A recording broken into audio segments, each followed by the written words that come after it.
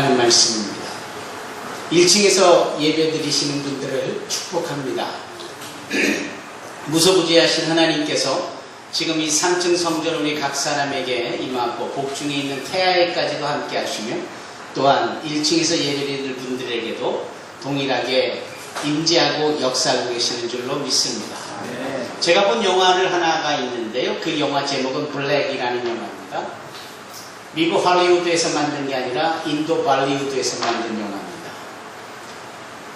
어린 여자아이가 지말대로 마음에 상함이 있고 쓴뿌리가 있는 거예요. 거칠고 꼬여있고 걸핏하면 부수고 부모에게 대들고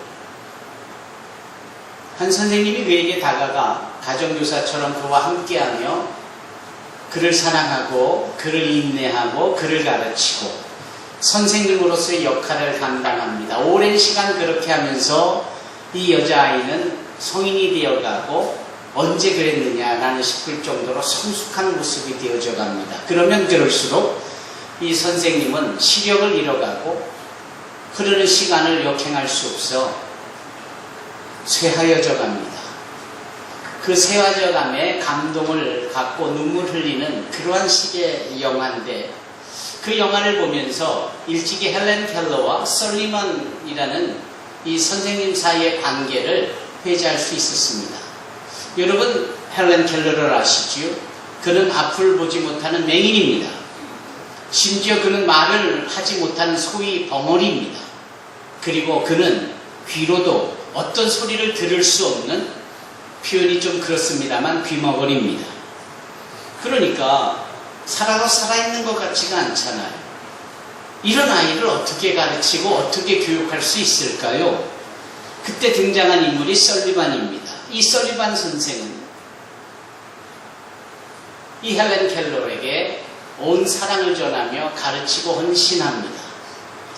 보지도 듣지도 말하지도 못하는 이 아이에게 유일한 교육의 통로는 손바닥이나 그 헬렌의 등에 직접 글을 쓰는 것입니다. 물을 가르쳐 줄 때는 그 물에 손을 넣어보기도 하고 일일이 피부로 느끼게 합니다. 그렇게 교육을 받은 헬렌은 아주 훌륭하고도 위대한 사람으로 성장을 하지요. 그가 소위 점자로 된 책을 만들어낼 수 있는 점자의 언어를 개발하고 심지어는 점자로 된 성경이 가능할 수 있도록까지 하게 된 장본인으로 발전을 합니다. 그 유명한 헬렌 켈러였죠.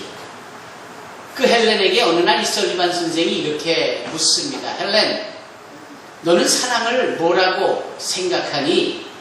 사랑을 어떻게 설명할래? 라고 그 등에다가 질문을 합니다. 그랬더니 헬렌이 이 설리반 선생님의 손바닥에 이렇게 글을 씁니다. 첫날 저를 만나 주실 때 선생님이 저를 꼭 껴안아 주셨죠. 저는 그게 사랑이라고 생각합니다. 여러분 그렇지 않습니까? 위대한 선생은 사랑으로 학생을 가르치고 위대한 선생은 사랑으로 제자들을 가르칩니다.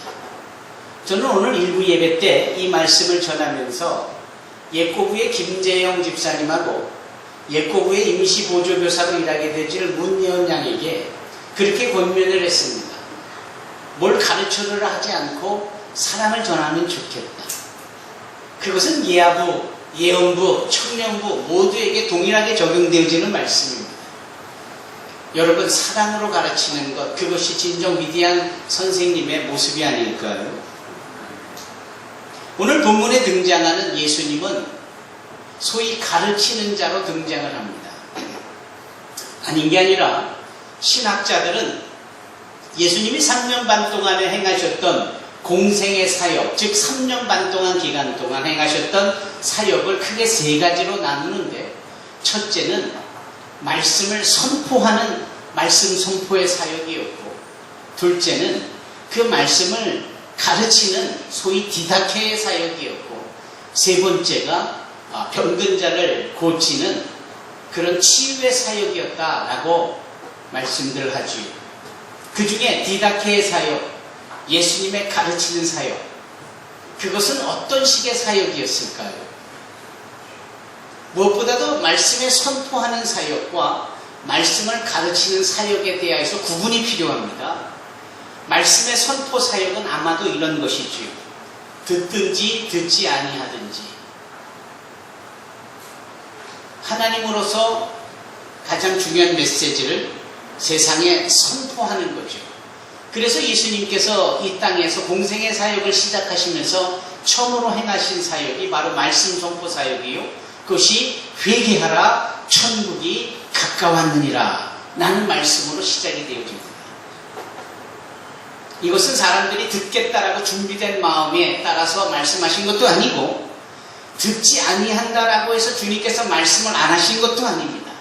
듣든지 아니하든지 그거와 상관없이 예수님께서 소위 하나님께서 천지를 창조하실 때 빛이 있으라 라고 선포하셨던 그 심정 그 마음으로 그 캐리그마의 사역을 행하신 겁니다. 회개하라 천국이 가까웠느니라. 그리고 나서 비로소 말씀 하나하나를 가르치시기를 시작하시지요. 그것이 바로 산상수훈의 말씀입니다. 산상수훈이라 하면 우리가 몇 달간 살펴보았던 즉 마태복음 5장으로 시작하여 6장 그리고 오늘 마지막 절 28절과 29절에 해당하는 7장에 이르기까지 이 한 전체의 말씀이 산 위에서 말씀을 가르치신 것이고 이 디다케 사역이 이것으로부터 시작되어진 겁니다. 그래서 마태복음 5장 1절로 2절을 자세히 살펴보면 예수님께서는 이 디다케 사역을 하시기 위하여 산을 오르시지요. 그럴 때 제자들이 그 산 꼭대기까지 쫓아간다 이 말씀입니다. 무리들과 함께 있었지만 무리들이 다 예수님을 따라 산 꼭대기에 올라가는 것이 아닙니다. 무리들 가운데 제자들만 예수님을 따랐어요. 그러니까 산 꼭대기에서 주님이 말씀을 전하시고 가장 가까운 곳에 제자가 있었다 이런 얘기입니다. 무리들은 어디 있었을까요?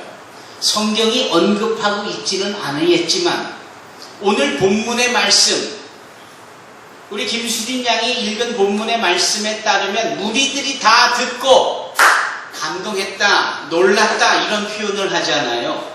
그렇다면 무리들도 거기에 있었는데 5장 1절과 2절에 따르면 주님하고 가까이 곳에 있지 않았습니다. 아무래도 산 중턱쯤에 있지는 않았을까? 혹자는 저 산 아래에 있지는 않았을까? 여하튼 무리들은 그랬단 말입니다. 우리가 알고 있는 단어 무리는 어떤 의미가 있는 단어입니까? 세 사람입니까? 10사람입니까? 수십 명일까요? 수백 명일까요? 아마도 수백 명에 달하는 수천 명에 달하는 큰 사람들의 숫자를 한 단어로 무리 이렇게 표현하는데 그래서 여기 말씀을 전하셨던 주님 그 앞에 있지는 않았지만 그 지경에 있었던 무리들은 상당히 많았을 겁니다. 바로 그 순간에 주님이 앉으시고 제자들은 서서 들었다 이 말씀입니다. 원래 유대인들은 스승이라는 자가 선생님이라는 자가 말씀을 전하고 가르칠 때는 항상 앉습니다. 그리고 그 말씀을 듣는 자들은 항상 서 있습니다. 지금 우리의 모습하고는 반대죠. 여러분 듣는 분들은 앉아 계시고 말씀을 전하는 저는 서 있고 이 부분은 중요한 것은 아닙니다. 시대상일 수 있고 또 각 나라와 민족의 정서상의 문제일 수 있습니다. 하지만 예수님은 앉으셨고 제자들은 서 있었다라는 제가 이 분위기를 환기시켜주는 이유가 있습니다. 이 서서 듣는 제자들이 그 말씀을 들어요. 심령이 가난한 자는 복이 있나니 라고 시작하시는 이 주님의 산상수훈 말씀. 그렇죠? 들으십니다. 여러분들의 성경을 보면 10중 8구 이렇게 되어 있을 겁니다. 마태복음 5장 1절과 2절은 검정색으로 프린트되어 있고, 오늘 본문 마태복음 7장 28절로 29절은 검은색으로 프린트 아웃 되어 있을 겁니다. 반면에 마태복음 5장 3절부터 마태복음 7장 27절까지 이르는 말씀 속에는 늘 빨간색으로 인쇄가 되어 있었을 것을 지금 보고 계실 겁니다. 빨간색과 검정색이 구별되어진 이유는 빨간색은 예수께서 직접 하신 말씀이기 때문에, 그리고 검정색은 그러한 말씀하신 바를 부연해 설명을 하거나 그것을 말씀하셨다라고 소개를 하거나 거기에 대한 반응 같은 것들을, 상황을 설명하는 것은 검정색으로 되어 있는 거예요.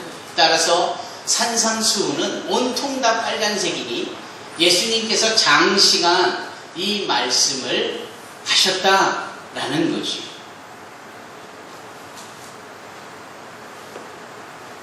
그 말씀을 하시면서 소위 복을 주시는 하나님과 복 받는 자의 사이에서 일어나는 실질적인 현상을 8가지로 말씀합니다. 우리 주님은 말씀하시기를 너희들은 지금까지 이렇게 들어왔고 저렇게 들어왔고 율법에서는 이렇다더라라고 교육을 받아왔지만 나는 너희에게 이르노니 물경 7번을 반복하면서 율법을 근거로 가르침을 받은 거와 당신이 직접 말씀하시는 거에 대한 차이점을 이 산상수훈에서 나타내셨습니다. 또 하나, 너희들은 사람을 의식하며 기도하거나 사람을 의식하면서 남을 돕는 구제를 하거나 사람의 눈에 잘 보이려고 금식하는 일이 있었는데 그거 다 쓸모없는 일이다. 주님은 그렇게 마음속에 감춰두고 있고 보이지 않는 모든 사람들의 은밀한 영역을 일일이 지적하시듯 말씀하셨다 이겁니다. 심지어는 모든 사람들이 고개를 끄덕일 만한 유대인들의 풍습과 생활 속에서 쉽게 접할 수 있는 내용들을 근거하여 집을 지을 때 그렇게 지으면 안 되지. 기초가 튼튼해야 되는 것처럼 내 말을 듣고 행할 때 그것이 기초가 되어 든든한 인생의 집이 된다라고 할 때 모두가 다 그 말씀 앞에 아 그렇구나 쉽게 이해가 될 수 있었습니다. 주님은 어려서부터 예루살렘에 올라가셔서 소위 그 당시 랍비들과 말씀에 대한 토론과 논쟁을 하셨어도 뒤처지기는커녕 오히려 그 당시 최고의 랍비들을 가르치셨고 말씀의 진리를 설명해 주셨기에 모두가 그분 앞에는 다 함구할 수밖에 없는, 입 다물 수밖에 없는 상황이 되어졌었습니다. 랍비의 언어에도 능했던 이분은 소위 아람어를 통하여 동네 안악들이 시장에 가서 물건을 주고 사고 파는 일에 쓰이는 아주 간단한 용어 언어들을 주로 사용하시며 그런 쉬운 언어를 표현하셔서 누구나 들을 때 어려움 없이 까다롭지 않다라고 여길 만큼 모두가 다 쉽게 이해할 만한 말씀들을 가지고 설명하셨습니다. 그렇다면 어린이들에게는 어린이들의 용어의 수준으로 맞추셨겠죠. 예수님의 말씀 앞에는 모두가 다 고개를 끄덕이며 가슴을 활짝 열 수밖에 없는 그분만의 사랑으로 가득 찬 교수법이 있었습니다. 그것이 산상수훈에 흐르고 있는 배경입니다.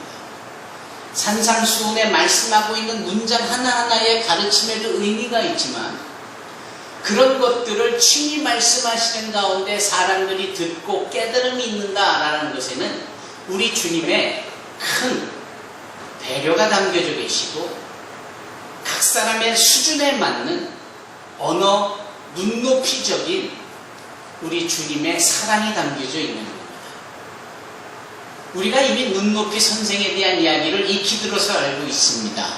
미국 어느 초등학교에서 선생님이 초등학교 아이들을 데리고 미술관을 방문을 했는데 사람들이 보니까 이 미술 선생님이 무릎을 꿇고 아이들 앞에서 설명을 하고 있는 게 아닙니까? 왜 그런가 했더니 불사 선생님은 어른이고 유난히 키가 큰 분이고 그의 제자는 하나같이 코올리게 어린 초등학교 학생들인데 미술관에 전시되어 있는 그림을 어른의 눈높이로 볼 때의 감동과 키 작은 어린아이들의 눈높이로 볼 때의 감동이 같을 리가 없으니 이 선생님은 자기의 키를 낮추기 위하여 어린이의 키와 똑같은 아이레벨 눈높이를 맞추기 위해서 무릎을 꿇었다 이 말입니다. 그런 위대한 스승이 얼마나 멋집니까?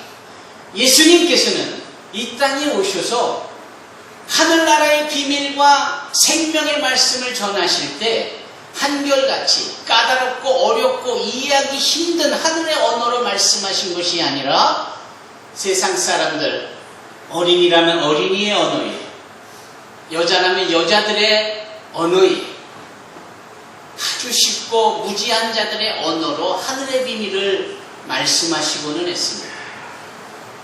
그래서 그분의 교수법, 그분의 가르침에는 사랑이 있고 우리를 배려한 위대한 교수법이 있는 겁니다. 그 말씀을 들으니 이 사람들이 좋을 수밖에.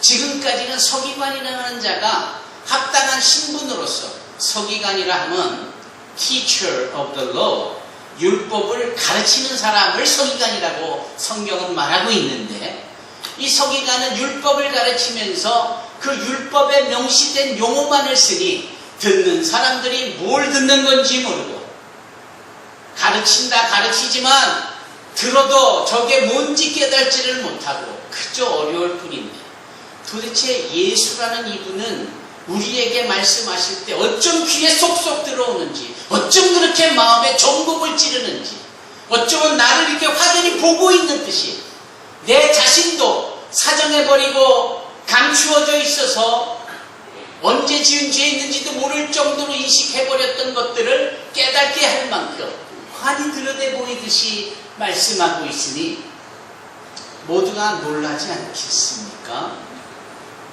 그런 배경에서 이제 말씀이 맞춰지니 사람들이 이렇게 반응을 나타내는 겁니다. 어떤 반응이냐? 오늘 본문이 예수께서 이 말씀을 마치시매 무리들이 그의 가르치심에 놀라니 왜냐하면 그 가르치는 것이 권위 있는 자와 같고 그들의 서기관들과 같지 아니함일러라. 궁금한 것이 있습니다. 말씀을 마치셨는데 제자들이 반응을 보이지를 않고 무리들이 반응을 보이는 겁니다. 지금 예수님은 산꼭대기에 앉으시고 그 가장 가까운 곳에 제자들이 있었고 무리들은 산중턱에 있는지 산 아래에 있는지 성경은 언급하고 있지 않은 가운데 제자들만이 예수님을 따라갔다라고 했으니 분명 큰 먼 거리가 있었을 법합니다. 제가 지난 5월에 그 자리에 서봤습니다. 예수님이 저 갈릴리강, 갈릴리 바다가 굽이 내려다 보이는 그곳에 쓰셔서 이 산상수훈의 말씀을 하시던 그곳에 제가 가서 서봤습니다. 얼마나 광활한지요. 눈에는 다 보이지만 거기서 저 밑에 있는 사람, 거리가 있는 사람을 부르고 소통하고 말하는 것은 불가능해 보입니다. 너무 넓으니까요. 더더군다나 많은 사람들이 그렇게 저 중턱에 저 산 아래에 있다면 아마 큰 메가폰을 갖거나 앰플리파이어 확성기를 가지고 소리를 증폭시켜서 저들로 하여금 들리냐고 모니터링을 해본 다음에 그럼 말하겠다고 마이크 테스팅 뭐 이렇게 하면서 말씀을 전했을 거예요. 그런데 그 시대에 그런 게 있을 리가 없잖아요. 그래서 신기한 겁니다. 주님은 여기서 좁은 정말 온화한 목소리로 mild voice, 점잖은 gentle voice로 나지막하게 여유있게 말씀을 하셨을 텐데 어떻게 수많은 무리들이 그 소리를 다 들을 수 있었을까? 우리가 아는 과학적인 소리가 소위 파장을 일으켜서 눈에 보이지 않는 공기의 층을 진동을 시키고 그 진동된 것이 움직임 속에 우리의 안테나라고 여겨지는 이 귓바퀴에 거쳐서 달팽이관을 통해서 두뇌로 전달이 돼서 언어라는 것으로 인식하고 단어와 문장의 뜻을 이해할 때 소리를 통한 이해와 교육과 교통이 일어나는 것 아닙니까? 그런데 그런 것들이 배제되어진 채 그런 것이 불가능한 공간 속에서 어떻게 사람들은 주님의 음성을 듣고 다 놀래하며 감동을 받을 수 있었을까? 그러니까 주님이시겠죠. 그러니까 우리가 생각하는 소리내는 그 소리와 다른 빛이 쓰라심에 그 빛이 순종이 되어져 어둠의 공간 속에 창조되어지와 같은 하나님의 말씀대로 되어지는 그 능력이겠죠. 사랑하는 성도 여러분, 예수님의 가르침은 이렇게 놀라운 겁니다. 아브라함이 저 갈대아 우르에서 수많은 사람들이 있음에도 오직 그 갈대아 우르에 있었던 아브라함에게만 하나님의 음성이 들리는 경우와 같은 것 아닐까요? 오늘날 우리가 수많은 세상의 소리 가운데에 하나님의 소리로 구별하여 듣고 그 소리에 감동을 하며 그 소리에 죄책감도 느끼고 또 감사함을 느끼기까지 하는 이 모든 것은 다 아브라함으로부터 시작되어진 주님의 불러주시는 그분의 소리로 인한 그리고 여기 산상수훈을 통하여서 많은 무리들에게 말씀하시는 그 능력과 다르지 않는 하나님의 특별한 기적이요 그분의 은혜인 줄로 믿습니다. 제가 그 자리에 서 있어 보니까요. 죄송하지만 5분을 못 서 있겠더라고요. 왜? 너무 뜨거워서, 너무 더워서, 얼굴이 다 타고 정말 머리가 띵해서 5분 이상을 서 있을 수가 없더라고요. 그래서 제가 급히 그 옆에 올리브나무 옆에 그늘로 가서 서 있었습니다. 그러면서 든 생각이 그겁니다. 수많은 무리들이 마태복음 5장으로부터 7장까지 주님께서 천천히 온화하게 말씀하실 때 시간이 얼마나 걸리셨을까? 그 시간 속에 이 뜨거운 때약볕 아래서 이분들이 어떻게 그렇게 인내하고 기다리고 있을 수 있었을까? 제가 갖는 대답은 이런 것이었습니다. 아하, 주님께서 구름으로 저 뜨거운 태양을 막아주셨겠지.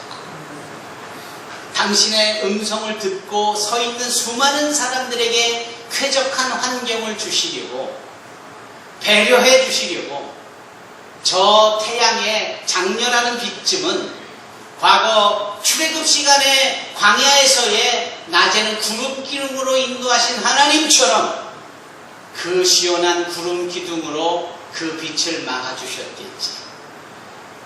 선선한 바람, 산들바람을 저 산 위에서 아래로 불어주시게 하셨겠지.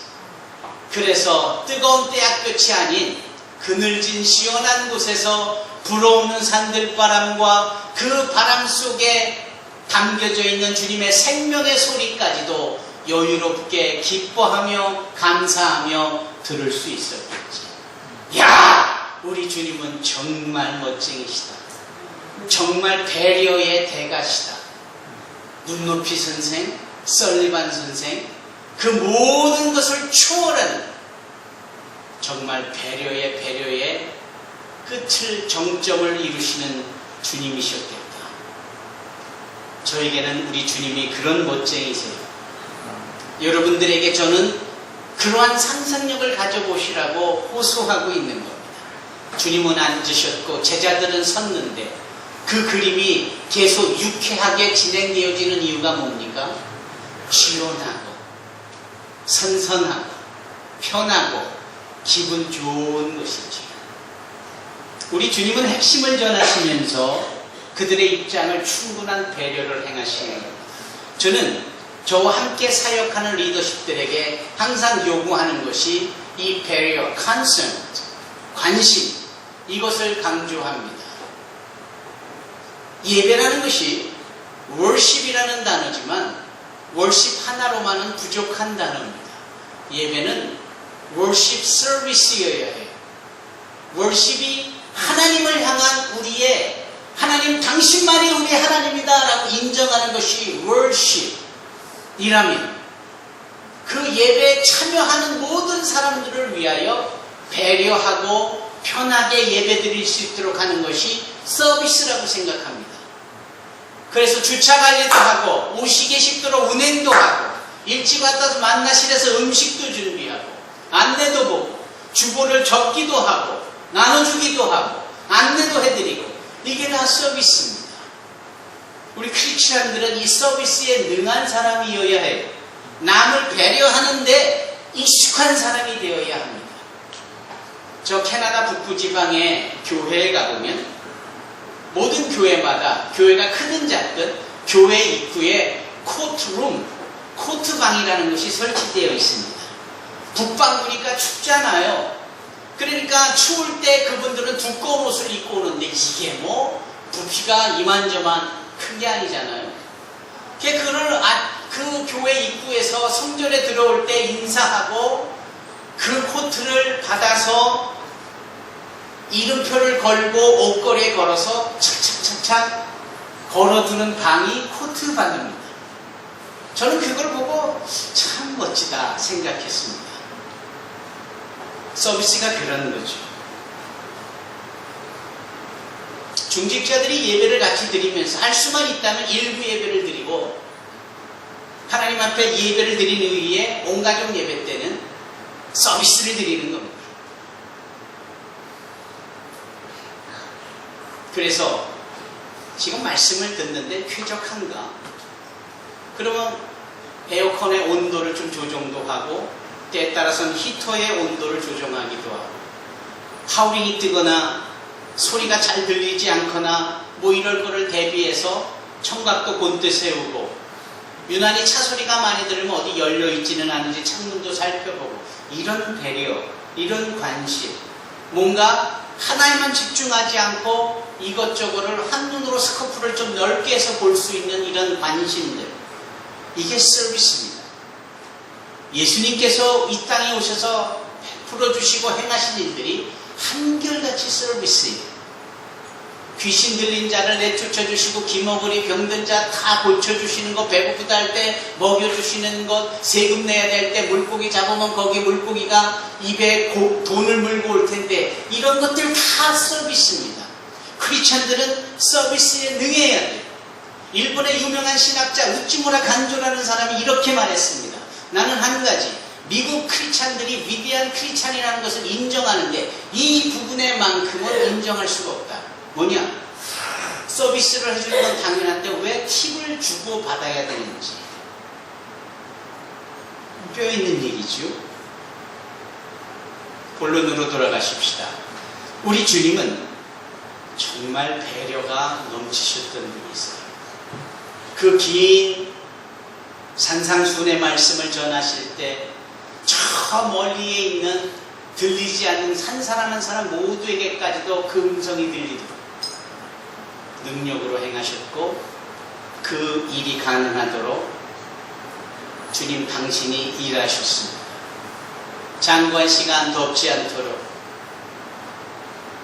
바로 이와 같은 주님의 가르침은 여느 서기관과의 가르침하고는 비교할 수 없다는 사실을 안 수많은 무리들이 이구동성으로 소위 피드백을 한 내용이 오늘 본문 말씀입니다. 예수께서 이 말씀을 마치심에 무리들이 그의 가르치심에 놀라니 이는 그 가르치는 것이 권위 있는 자와 같고 그들의 서기관들과 같지 아니하며 서기관들이 감히 비교도 안 되고 따라잡을 수도 없는 그 예수님만의 특별한 디다케의 권위가 있었다고 합니다. 그 권위는 모든 사람을 유쾌하게, 모든 사람을 인정하게 만드는 배려였던 것이 분명해요. 그래서 오늘 우리는 이 본문 말씀을 통하여서 예수의 은혜 가운데 사는 우리가 세상 사람들에게 권위 있는 자로 내어 보이고 인정받기 위해서는 철저히 배려에 능한 사람들이 되어야 된다는 것입니다. 남에게 관심을 갖고 그들에게 내 자리를 양보하는 배려, 그들을 위하여 내가 잠시 나중 것을 택할 수 있는 여유로운 배려, 그들의 이해할 만한 수준으로, 그들의 언어로 그들의 상황과 형편과 입장을 고려해서 내 말만 계속해버리고 마는 원사이드적인 일방적인 그런 표현법이 아니라 주거니 받거니 그들의 언어로 그들의 수준으로 부디 정말 이렇게 매력 있는 크리스찬으로 세상의 사람들에게 권위 있는 하나님의 자녀다라고 인정받을 만한 저와 여러분이 되시기를, 그렇게 배려가 넘치는 매력 있는 우리 크리스찬들이 되시기를 주님의 이름으로 축원합니다. 기도하겠습니다.